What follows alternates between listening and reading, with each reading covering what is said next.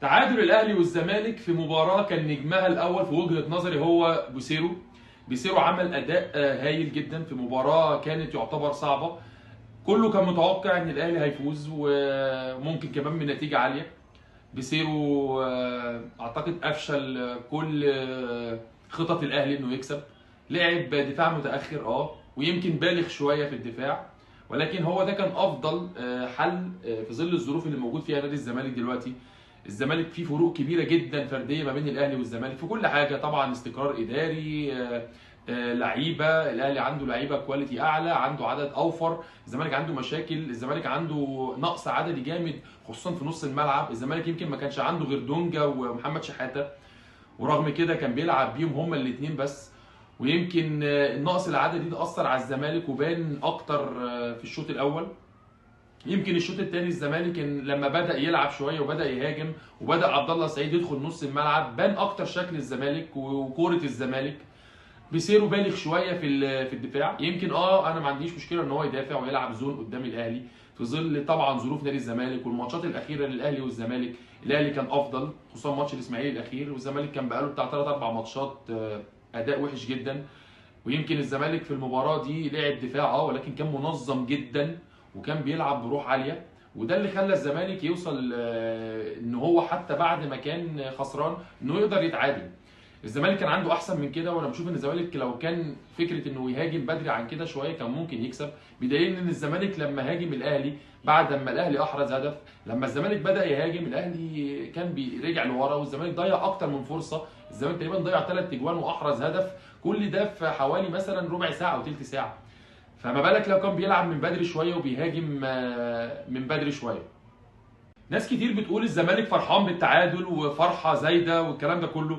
انا معاك طبعا احنا كنادي كبير احنا مش عايزين نتعادل، بالعكس الزمالك كان عايز يكسب عشان حتى يقلل فرق النقط ما بين الاهلي والزمالك. ولكن هنرجع تاني نقول في ظل ظروف ما قبل المباراه ان الزمالك طبعا على الورق الزمالك اقل بكتير من الاهلي زي ما قلنا في كل حاجه، في امكانيات وفي استقرار. الاهلي صارف ملايين الملايين على الفرقه، وفي الاخر الاهلي مش عارف يكسب الزمالك. الزمالك اتعادل في الماتش، ولكن الزمالك عنده مكاسب تانية كتير قوي. بشوف ان صلاح مصدق مدافع اكتر من هايل، لعيب الزمالك بيدور عليه من فتره، مدافع قوي جدا، قوي البنيان، لعيب برجله واسع، يعني راجل بيقدر مش بطيء، مش مدافعين اللي هو البطيء، لا برجله كويس. لعيب عنده كوره كويسه جدا، بيعرف يبني الكوره من تحت، بيعرف يبني الهجمه من تحت. فدي حاجه الزمالك كان مفتقدها كتير الفتره اللي فاتت، اعتقد هيبقى ليه مكان اساسي في نادي الزمالك الفتره الجايه. مكسب تاني زي بنتايج يا جماعه، الراجل ده كان بعيد والمدرب ما كانش بيلعبه جروس، حاجه غريبه جدا يعني. كنا بننادي كتير ان بنتايج كل ما بيلعب ماتشات خصوصا الماتشات الكبيره هو اللي بيظهر في الزمالك وهو اللي بيأدي. ازاي انا اجي كمدرب وقعد الراجل زي ده احتياطي؟ الراجل اللي تاني مباراه على التوالي هو احسن لعيب في المباراه. راجل امبارح بيعمل كل حاجه في الكوره، على مستوى الدفاع قوي جدا، على مستوى الهجوم هايل، وراجل بيكمل جوه ال 18 وبيجيب جون وعمل اكتر من اوفر، وللاسف هجوم الزمالك ضيعه. فبشوف لعيب متكامل، لعيب باك شمال محترم.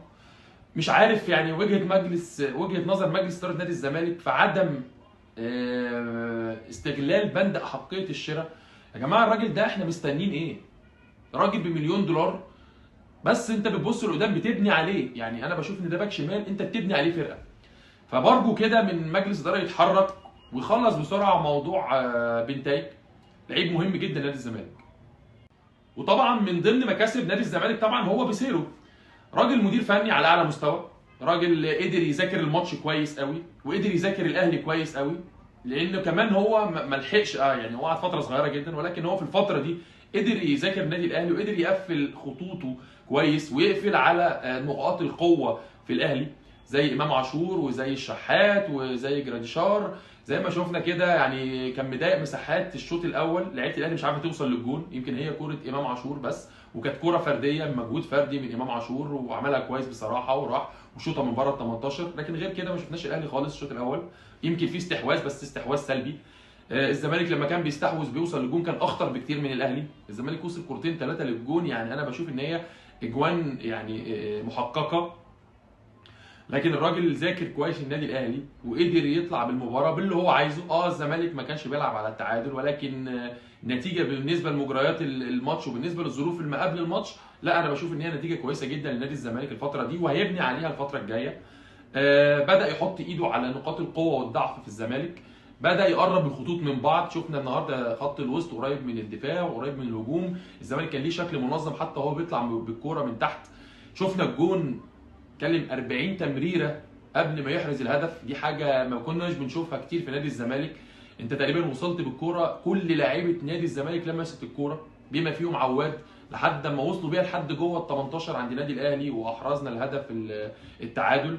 فبشوف ان ده مكاسب كبيره قوي عند نادي الزمالك هيبني عليها الفتره الجايه بسيرو. فدي من ضمن المكاسب اللي قلنا عليها حققها ميدو لنادي الزمالك، وانه قدر يجيب مدرب زي ده في وقت زي ده، وقدر يجيب لعيب زي صلاح مصدق، لعيب هايل جدا واكتشاف بنتايج. بشوف يمكن الغلطه الوحيده لبيسيرو في المباراه دي ان هو يمكن بالغ شويه في الدفاع. دافع الشوط الاول ما عندناش مشكله خالص، تستنفذ طاقه الاهلي طبعا من كتر ما هو بيضغط الشوط الاول اكيد هيتعب، اكيد هيجي الشوط الثاني هيقل المجهود. كان لازم من بدايه الشوط الثاني الزمالك يبدا يلعب اكتر، يعمل تغييرات اكتر. الاهلي يمكن بدا يغير في الدقيقه 60 وبيسيرو ما غيرش الا لما جه فينا جون. ما ينفعش استنى لحد ما يجي فيا جون عشان ابتدي هاجم. طب انا ليه؟ ما انا هاجمت وكنت كويس وكنت بغيت وكان ممكن اجيب اجوان وضيعت اجوان كتير، ليه ما كانش من بدايه الشوط الثاني ابتدي ابادر انا وابتدي هاجم، اطلع من ورا شويه؟ لان اكيد اخره الضغط على نادي الزمالك اكيد كان هيجي جون، اكيد كان هيحصل غلطه زي ما حصل الغلطه بتاعت عمر جابر في التغطيه طبعا، والغلطه من البدايه عند الونش طبعا ان هو ما ضغطش ورجع لورا. اعتقد ان الونش كان لازم يضغط افضل. غلطه طبعا من زي ما قلنا من عمر جابر ان هو اتاخر في التغطيه، وبن شرقي طبعا خطف، واحنا عارفين حاجات بن شرقي دي ما تدلوش الفرصه ان هو يخطفك، لان خلاص راجل على الجون، راجل كواليتي عالي جدا، راجل هداف بيقدر يجيب جون من اقل من نص فرصه بيقدر يجيب جوان. كان لازم عمر جابر يقدر يغطي بسرعه. فبشوف ان بيسيرو لا كان لازم يبتدي يرفع الضغط شويه عن الزمالك ويعمل تغييرات هجوميه. شفنا لما عبد الله سعيد دخل نص الملعب شكل الزمالك اتغير نهائي، شفنا الزمالك بيوصل للجون كتير. يعني انت بعد دخول بس عبد الله في النص، وبدا مصطفى الشاري بيلعب ناحيه الشمال، وبدا زيزو يبقى ناحيه اليمين، بدا الزمالك يبقى ليه شكل هجومي اخطر، والزمالك استحوذ على الكره اكتر، وصل للجون في اكتر من هجمه وكان ممكن يحرز هدف واثنين. فبشوف ان ماشي يمكن دي بدايه بس لبيسيرو، بس انا بشوف ان هو مدرب ادار الماتش بشكل جيد جدا جدا، وصل للي هو عايزه، قدر يحرج الاهلي طبعا، وقدر يحرج الاهلي قدام مصر كلها. ان الاهلي بكل الامكانيات دي وفي ظل الظروف الصعبه لنادي الزمالك ان الزمالك يقدر يتعادل مع الاهلي. في النهايه بشكر لعيبه الزمالك، كانوا رجاله جدا، كانوا قد المسؤوليه بصراحه، لعيبه ادت في ظل الظروف الصعبه وكان عندهم روح، وكان روحهم اعلى من الاهلي، عشان كده الزمالك قدر يتعادل. الزمالك بدا يكسر حته ان الاهلي بيكسب الزمالك بسهوله او ان هو كعبه عالي على الزمالك. بالعكس احنا شايفين يمكن اخر 4 ماتشات الاهلي ما بيكسبش الزمالك، يمكن الزمالك كسب منهم ماتشين وكان في تعادل وفي مكسب للاهلي ضربات جزاء. فبنشوف ان الزمالك لا بدا يكسر الحته دي.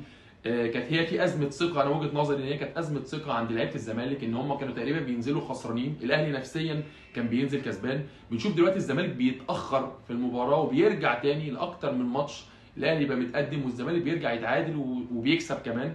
فانا بشوف ان دي حاجه بقت كويسه عند نادي الزمالك، لازم الزمالك يبني عليها الفتره الجايه. الزمالك لازم يبدا يعمل جيل كويس، نادي الزمالك يقدر يحافظ على اللعيبه بتاعته، يقدر يجيب لعيبه زي الكواليتي اللي بدات تيجي دلوقتي زي المدافع المغربي صلاح مصدق. عايزين كواليتي زي ده الفتره الجايه كتير. بشوف ميدو بصراحه زي ما قلت قبل كده ليه دور كبير في اللي بيحصل في نادي الزمالك دلوقتي، سواء بيسيرو انه يقدر يجيبه، صلاح مصدق، احمد الجفاري لما يلعب انا واثق ان هو لعيب كويس جدا. انا واثق في ميدو بصراحه، بشوف ميدو اختياراته كويسه، بيقدر يقنع ويقدر يجيب لعيبه كويسه. لازم يبقى ليه دور مهم في نادي الزمالك ودور اساسي، لازم يبقى موجود في مجلس الاداره بشكل رسمي. لازم الزمالك يبني على ده الفتره الجايه. بشوف بيسيرو مدرب كويس جدا زي ما قلت، لازم الزمالك يقدر يحافظ على بيسيرو زي ما بنقول برضو، يقدر يحافظ على بيسيرو ويعمل له اللي هو عايزه. الزمالك كان مميز جدا امبارح بصراحه، وبشوف ان الزمالك الفتره الجايه هيكون افضل. بشكر احمد حسام ميدو طبعا زي ما قلت، احمد حسام ميدو ليه دور كبير قوي مع نادي الزمالك. بشكر لعيبه الزمالك كلها وبالاخص ناصر منسي. انا بشوف ان ناصر منسي ده يا جماعه في ناس يعني بتغفل حقه والله العظيم بجد.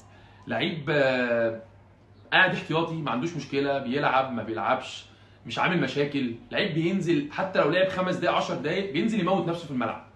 كان ليه دور كبير قوي في الجون اللي جابه نادي الزمالك. راجل عمل محطه كويسه قوي، استلم تحت ضغط وقدر يطلع الكوره حلوه قوي لعمر جابر، اللي انا برضو بشكره جدا. عمر جابر بقاله فتره يا جماعه، بغض النظر عن التغطيه كانت وحشه في الهدف اللي جابه من شرقي، ولكن هو عوضها. شوف قد ايه الراجل عنده روح، وفي الدقيقه حاجه و80 وبيروح وبيكمل في الهجمه وبيعمل عرضيه. بتشوف ان الباك اليمين والباك الشمال في الزمالك هما الواحد بيصنع والتاني بيجيب جون. بشكر عمر جابر جدا بصراحه. وزي ما بقول ناصر منسي لعيب مهم جدا، لازم الزمالك يحافظ عليه. انا عن نفسي بحبه ان هو تحس ان هو بسيط قوي، بيموت نفسه زي ما بقول، بيحب الزمالك بجد، بيلعب اي وقت بينزل يأدي. انا كان شخصيا كان نفسي يجيب الجون هو، ولكن طبعا هو ادى برضه دور كويس قوي في الجون اللي جه. اخيرا بشكر جمهور نادي الزمالك العظيم. جمهور الزمالك زي ما شفنا امبارح عامل ملحمه. جمهور نادي الزمالك عامل ملحمه في الاستاد. طبعا جمهور النادي الاهلي طبعا بصراحه يعني انا بشوف برضو يعني شكل الجمهور حلو، كان شكل الاستاد حلو. نتمنى ان ماتشات الاهلي والزمالك ما تخرجش بره مصر. احنا عندنا استادات، عندنا امكانيات، عندنا جمهور. حرام الماتشات دي تتلعب بره مصر. اكبر تسويق لينا ان الماتشات دي تتلعب عندنا احنا في مصر هنا، وعندنا استادات كتير، وعندنا استاد القاهره، وعندنا استاد العاصمه الاداريه الجديد. نتمنى الماتشات الزمالك والاهلي الجايه تبقى كلها في مصر.